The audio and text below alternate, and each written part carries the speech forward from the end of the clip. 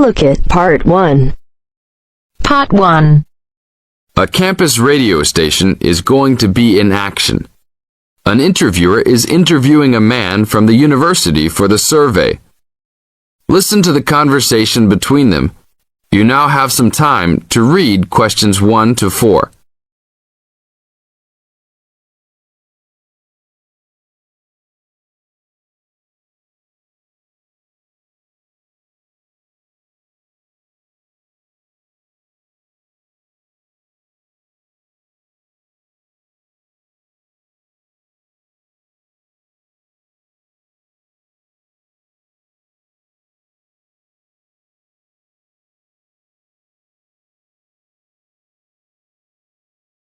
Now, we shall begin. You should answer the questions as you listen, because you will never hear the recording for the second time. Listen carefully and answer questions 1 to 4. Excuse me, I'm conducting a campus survey. Would you have time to answer a few questions? What's it all about? We're doing some market research for a new campus radio station starting in the next few months. That's okay. Sounds good. Great. I'll just work through this form with you. And if we could start with some personal background information? Sure. Right. If I could have your age, please. 26. Okay, good. And are you a student, teacher, or in another job? Well, I'm a tutor, but I'm also a postgraduate student, so I don't know what you might call me. What do you think? Okay, well, I'm more of a teacher, really. Fine. And would you mind if I asked about your salary, or I could leave it blank? No, that's okay. It's $20,000 a year. Thanks. Right. Now about your current listening habits. What would you say is your main reason for listening to radio? Well, I'm usually busy during the day at work, so I usually only listen to the radio at night. It helps me relax and unwind, even if I'm studying. Good. And how many hours a day on average do you listen to the radio? Well, not a lot really. I'd say just over an hour all told. Now you have some time to read questions 5 to 10.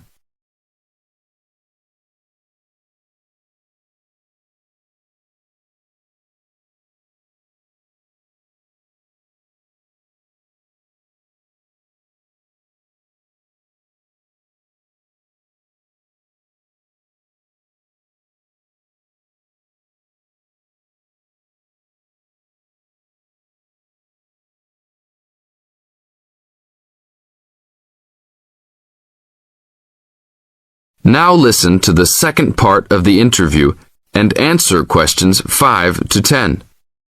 So, what are the 2 main times of the day that you listen to the radio? Well, for a little while around breakfast time, and then it tends to be later, after dinner, when I've finished any serious work I need to do.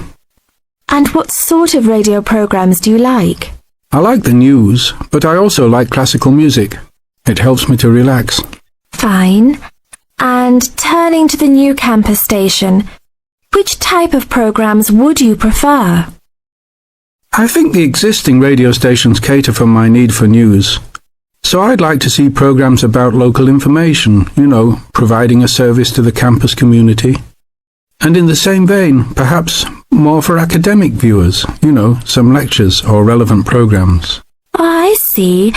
And if you had to give the new director some specific advice when they set up the station, what would you tell them? I think I'd advise them to be careful about the quality of the broadcasts. The sound system. There are a lot of radio stations and people can change their loyalty quickly if it doesn't meet their needs. I think they should do more of these kinds of interview too, talking with existing and potential customers. Oh, I'm pleased you think it's useful. Certainly, yeah. Good. Now, this station will not be fully funded by the university. So how often do you think it is tolerable to have adverts? I think, out of that list, I'd say every quarter of an hour. Of course, that's providing they don't last for 10 minutes each time. Oh, quite. And are you interested in attending any of the special promotions for the new station? Yes, I'd be happy to. As long as they're held on the campus or nearby. Okay, I'll note that down. And finally, may we put you on our mailing list? Well, I'd prefer not, except for the information about the promotions you just mentioned. Okay. Can I have your name and address? Of course. I have a card I can give you. Oh, great. And thanks a lot for your time, and we look forward to seeing you. Yeah, sure. Thanks. That is the end of part 1. You now have half a minute to check your answers.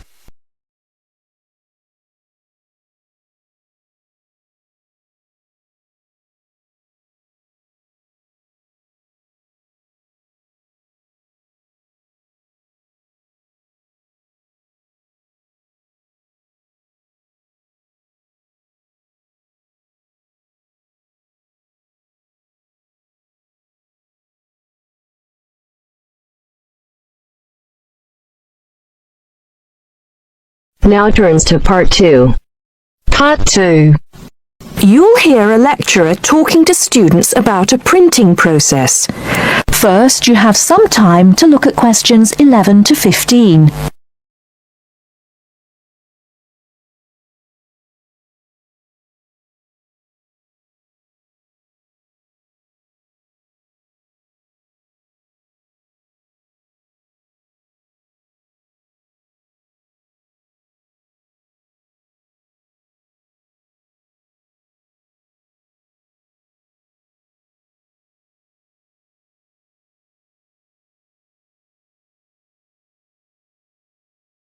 Now, listen carefully and answer questions 11 to 15. As I've made clear in earlier lectures, many different solutions have been proposed to the basic technological problem of getting meaningful marks onto paper. In other words, several different forms of printing have developed over the years, many of which are still in use today for different purposes. This week, I'd like to discuss the rotogravure process. This is one of the most widely used printing processes, and after describing how the process works, I'll be describing some of its industrial uses and the advantages and disadvantages of this form of printing. As the name implies, rotogravure is a form of printing in which large cylindrical pieces of metal rotate, while the paper to be printed passes between them. The paper is held in place against the printing surface by the impression roller. The weight of this roller is one of the factors that affect how much ink is actually transferred to the paper. Remember that this roller does not directly transfer ink onto the paper. The side in contact with the impression roller remains blank, and it's the other side of the paper which is actually the printed side. The impression roller presses the paper against the ink-bearing roller, generally known as the gravure cylinder. This roller is etched or engraved using either a laser or a diamond-tipped etching machine.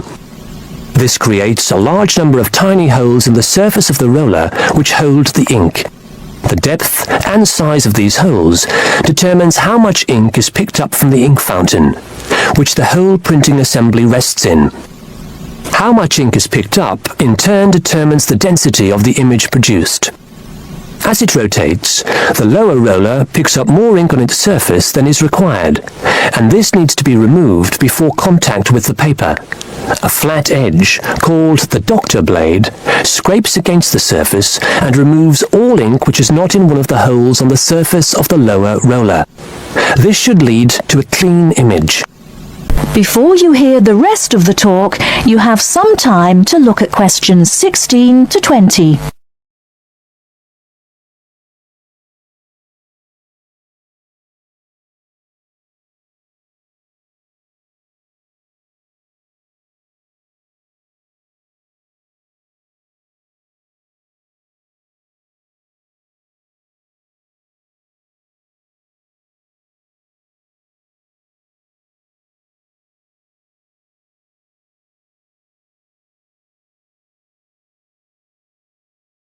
Now listen and answer questions 16 to 20. Now that we understand a little of the mechanics of rotogravure printing, I'd like to look at it in the wider context of the printing industry and discuss the main uses. One of the main advantages of the rotogravure process is that the amount of ink which can be transferred to the paper is high compared to other printing methods. This means that a broad density range can be produced. In other words, with rotogravure, it's possible to produce many different light and dark shades, making it particularly suitable for reproducing photographs and fine art. For shorter print runs, some other processes may give a finer image, but rotogravure is ideal for jobs that involve printing, for example, 1 million magazines. One common place where you'll see printed matter that has been produced by rotogravure is in the advertising material that is often inserted into Sunday newspapers. Of course, it's not just paper that can be printed by rotogravure. It's a very flexible process, since the rollers used can be made to any size required. Whether it's consumer packaging or large rolls of floor covering that need to be printed, rotogravure is a relatively cheap, quick method that is used in a variety of industries. This isn't to say that rotogravure is without its disadvantages. Probably the main drawback is the fact that, with large areas of color, the dots are visible, even without using any kind of magnifying aid. Now, does anyone have any questions about the rotogravure process? That is the end of part 2. You now have half a minute to check your answers.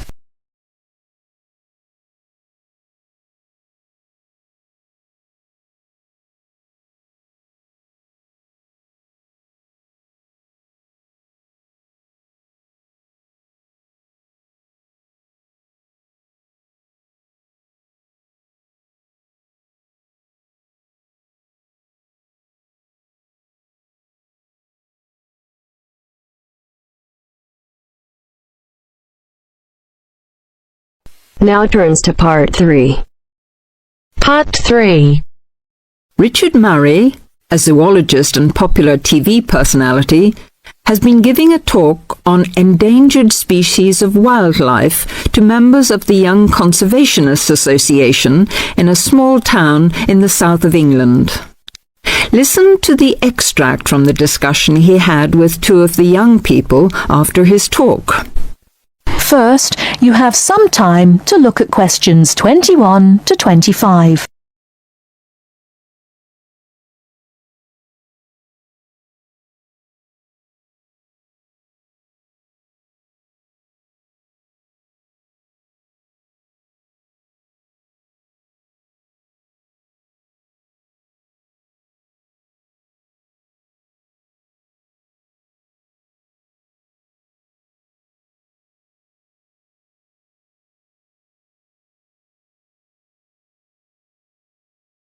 Now listen carefully and answer questions 21 to 25. What would you say, Mr. Murray, are the main reasons that so much of our wildlife will have died out by the end of the next few decades? Well, Tony, we can't of course rule out the effect of urbanization due to the spread of population.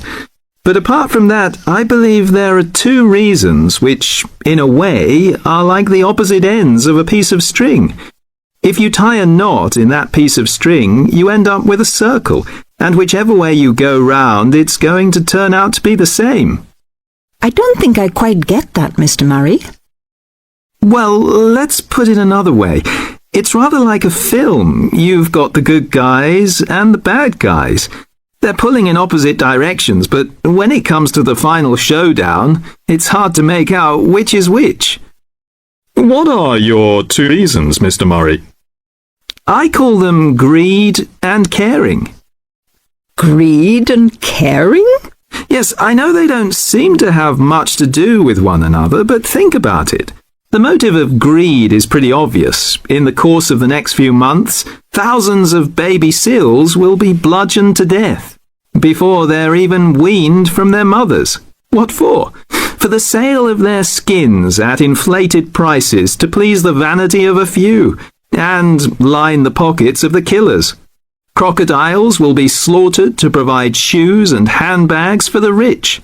Gorillas, tigers, leopards and rhinos will be hunted for senseless sport or poached in defiance of regulations.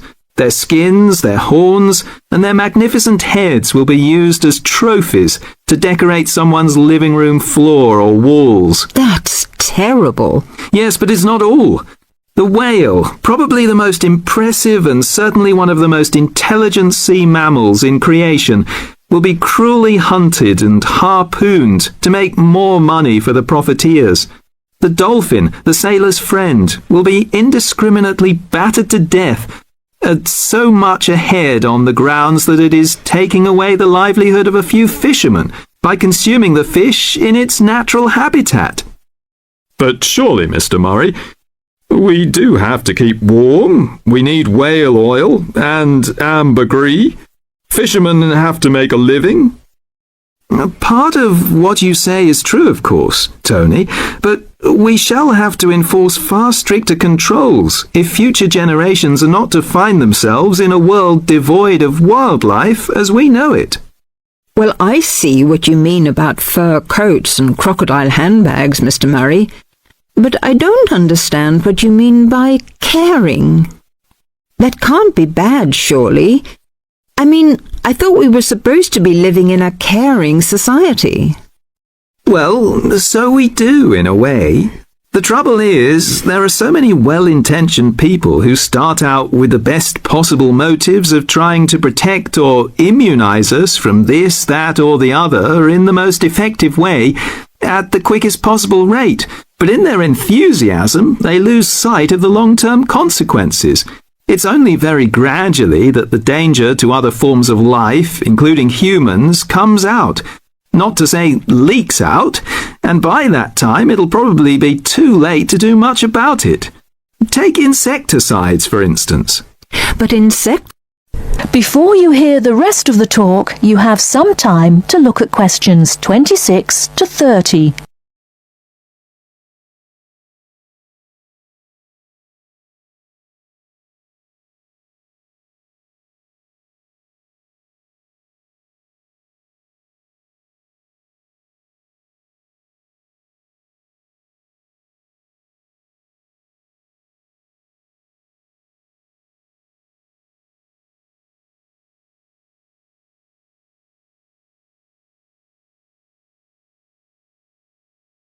Now listen and answer questions 26 to 30.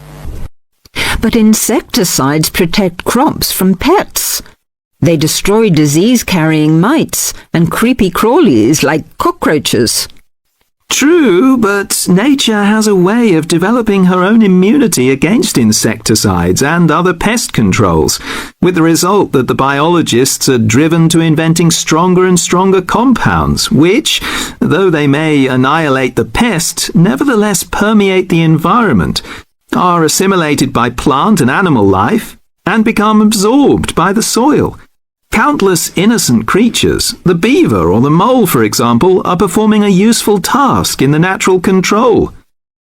The alarming prospect is that as these poisons enter the foods we eat, and consequently our own systems, they'll find their way into the body of the pregnant mother and into her milk, offering incalculable risks to the unborn or newly born infant. In spite of all our technological expertise, our time is running out. We're virtually destroying ourselves. That is the end of part 3. You now have half a minute to check your answers.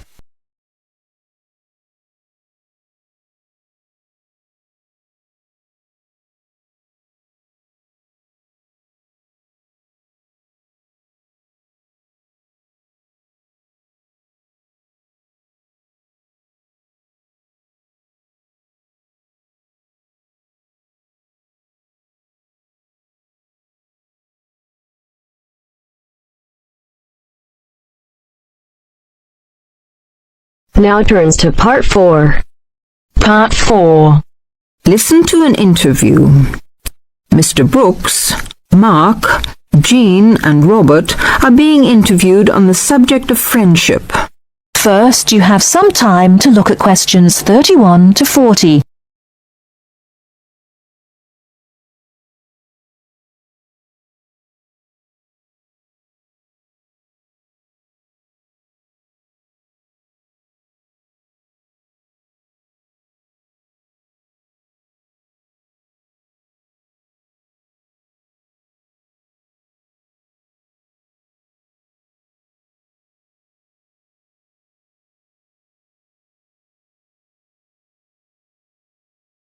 Now listen carefully and answer questions 31 to 40. I consider friendship to be one of the most important things in life, whatever your status, married or single.